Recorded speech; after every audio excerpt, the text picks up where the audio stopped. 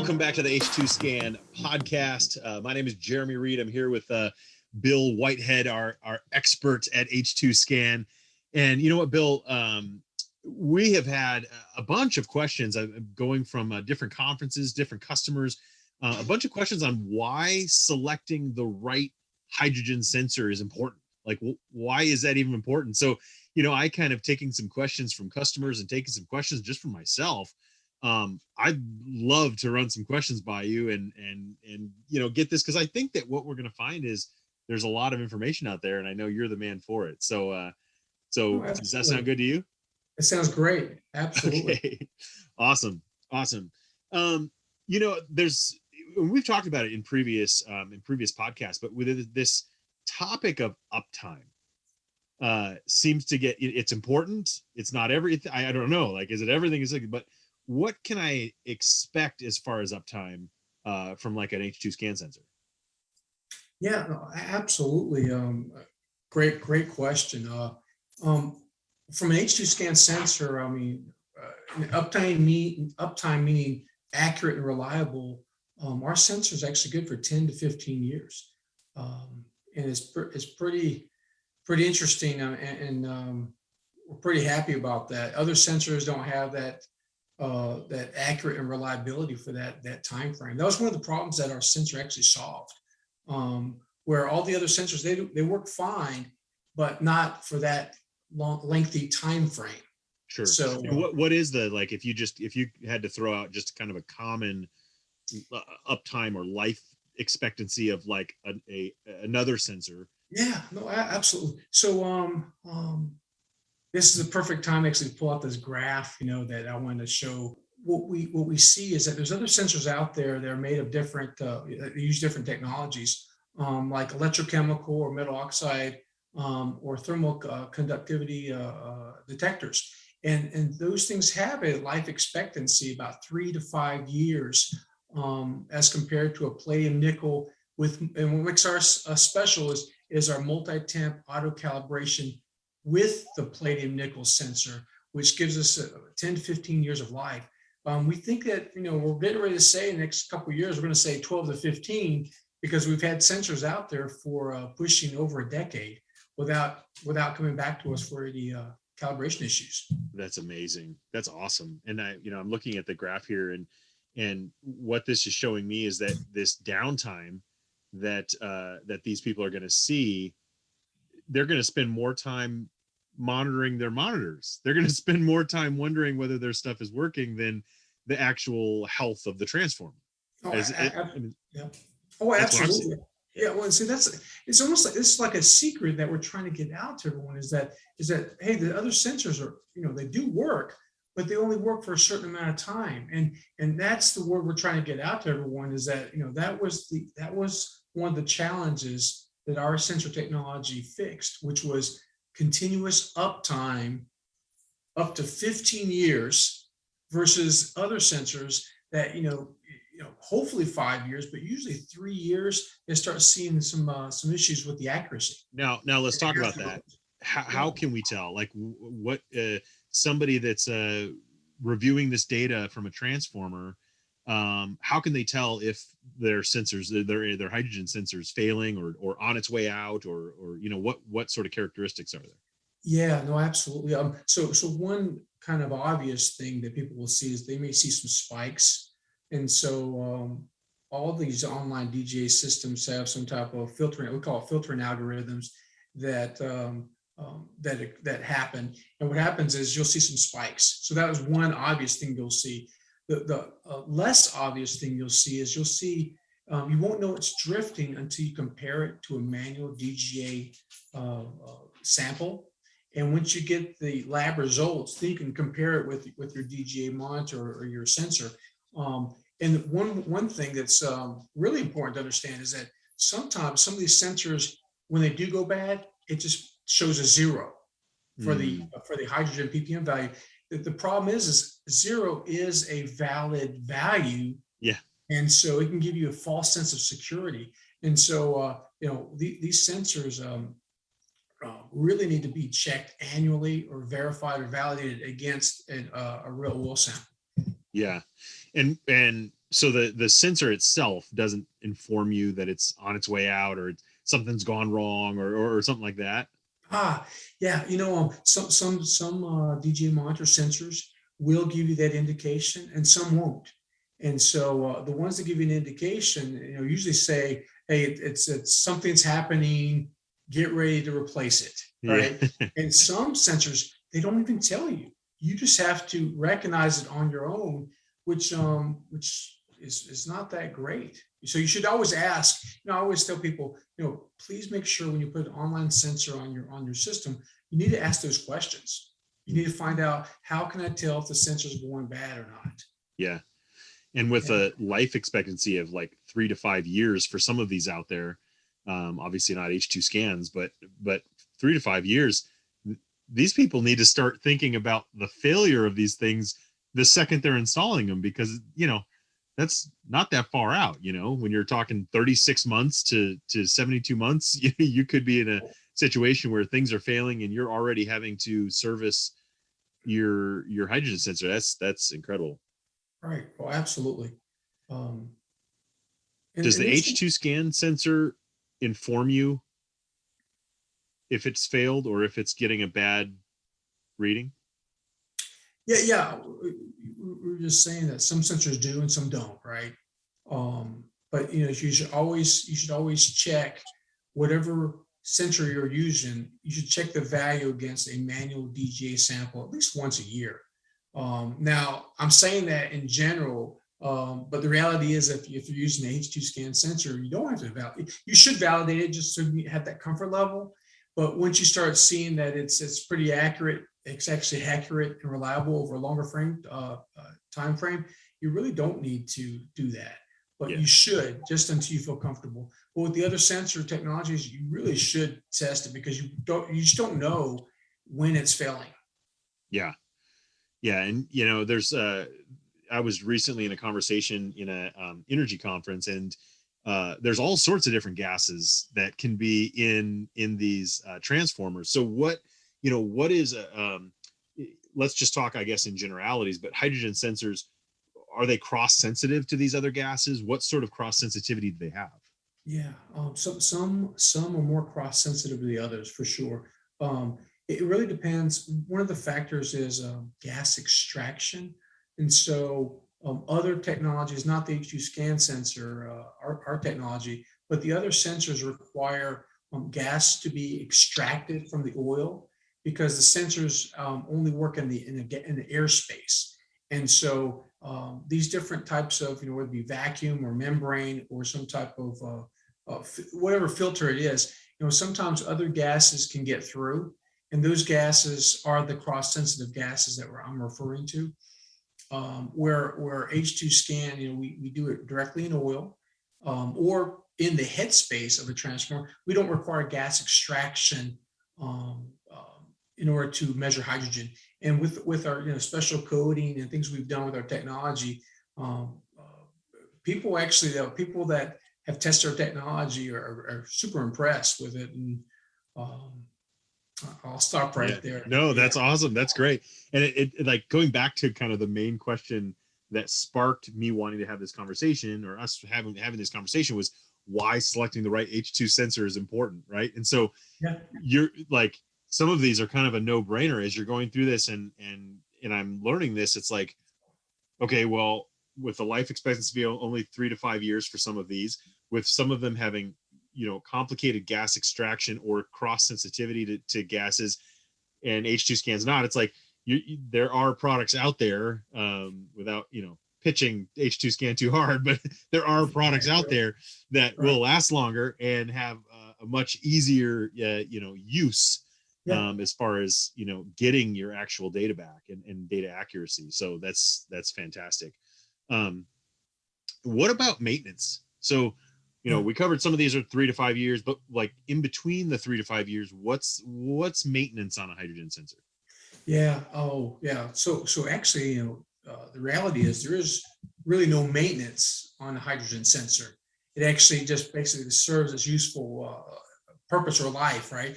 And so for like the fuel cell electrochemical or the metal oxide or TCD, again, 3 to 5 years, And once it starts exhibiting unusual or abnormal behavior, it's ready to replace. And so there is no maintenance on it. There's nothing you can do. You just have to replace it. Same with the H2scan, our sensor. I mean, once you get to the 10 to 15 year marker, and again, we're pushing a decade right now. So it's going to be over a decade before you have to replace our sensor.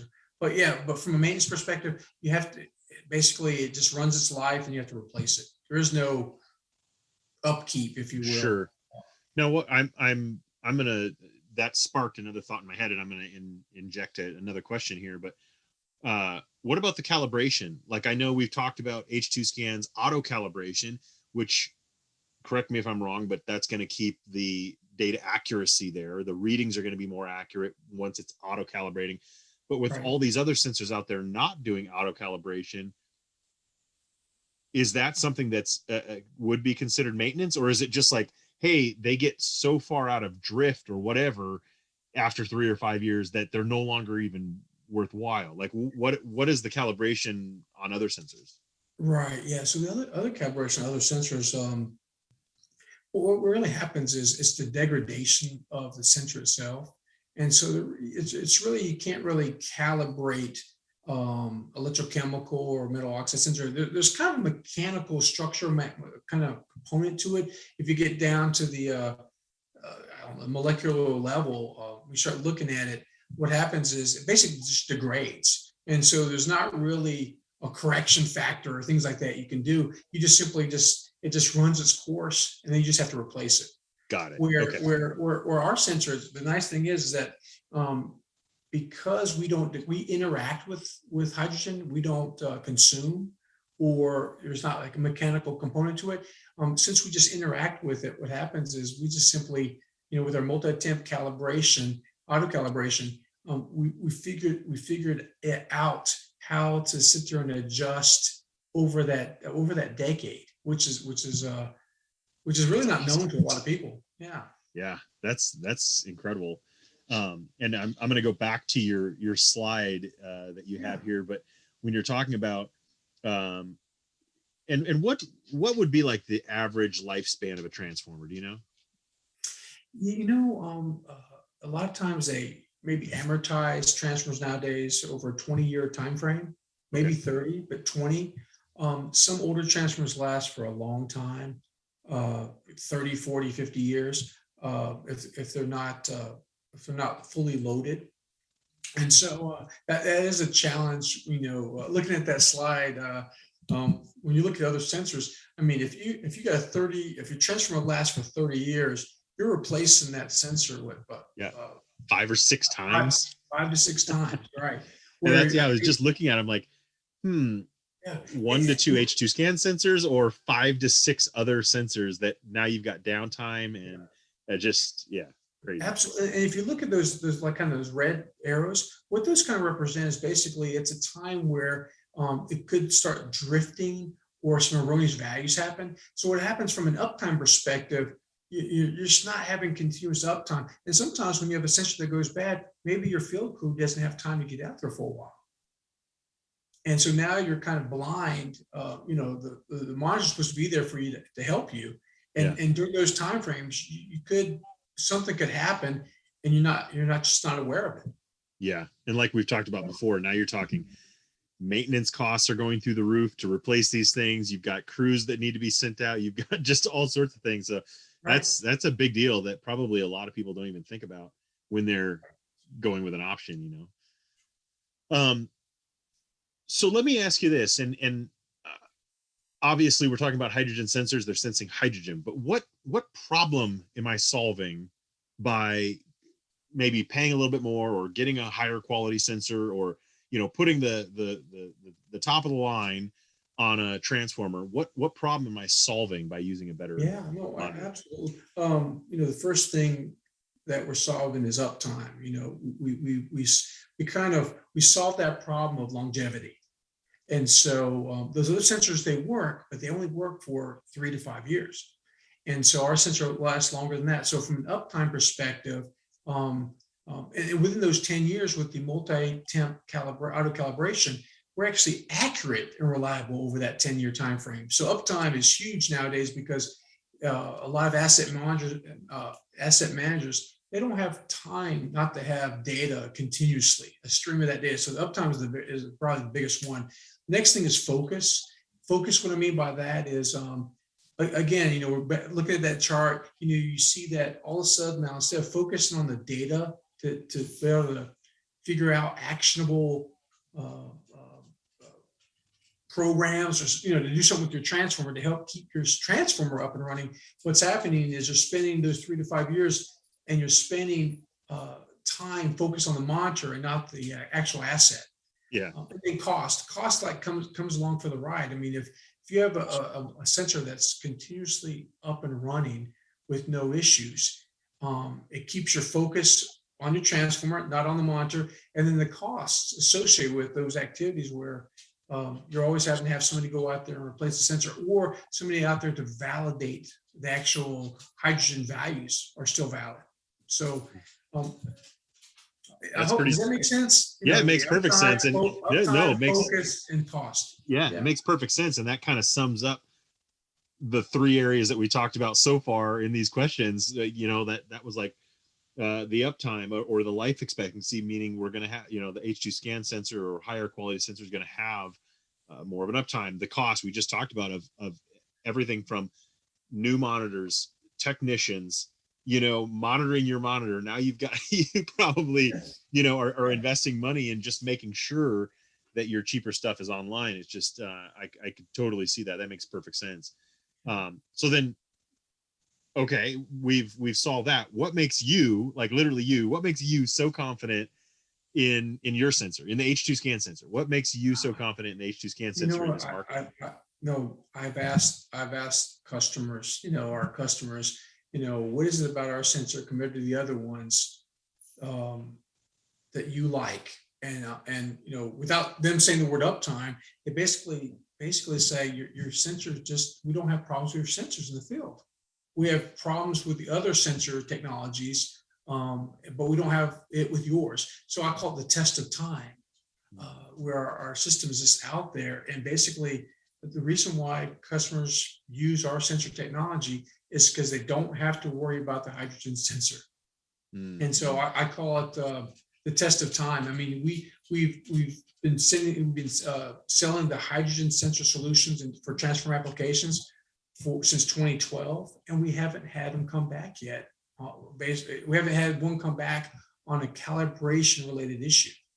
Yeah, that's crazy. That's pretty awesome. And definitely, the proof is in the existence of customer responses, and just the fact that our sensors are still working, right?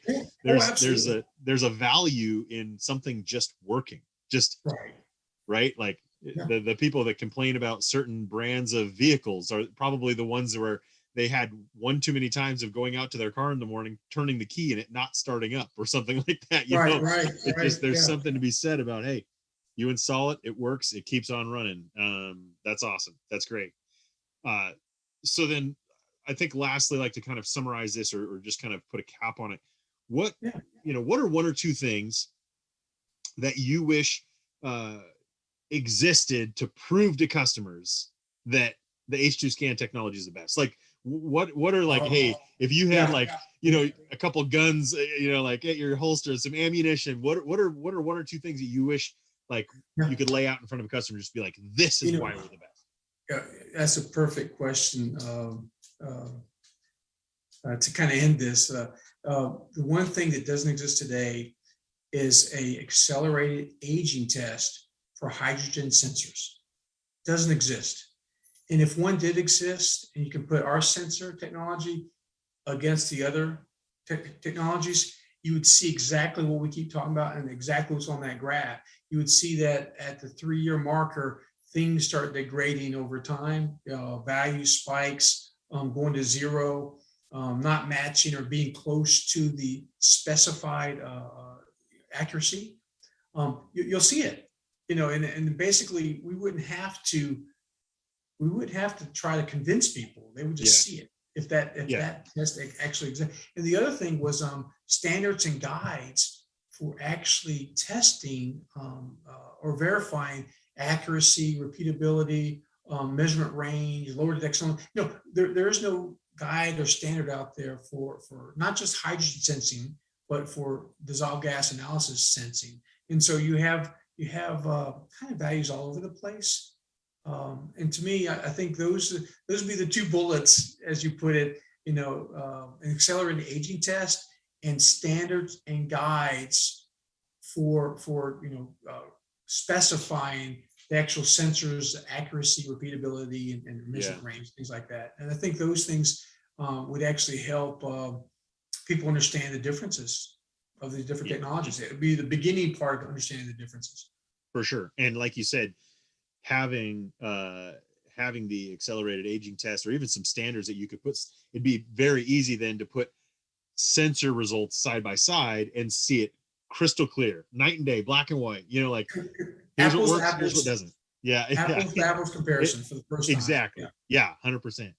So no, that's great. And I guess until then, we just continue to just keep on working in the field and have that be our voice, right? Have that be the proof of the pudding. Test of time and word of mouth. Word of mouth gets out there, and what's happening is our newest customers are the ones that heard from somebody else. Yeah. Who had that 10 years of experience in the field with our system, with our sensors. So yeah. No, that's awesome. Cool. Well, Bill, thank you so much, man. Being able to have these conversations and just kind of run by you, you're the expert, run by you some of these questions or topics that we run across with customers or with people in the field. Like, it's awesome to be able to have these conversations, and I hope recording them, it's informative for other people out there in this space as well. So awesome, Bill. Well, thank you very much. And guys, we will see you on another episode of the H2scan podcast. Until then, have a great day.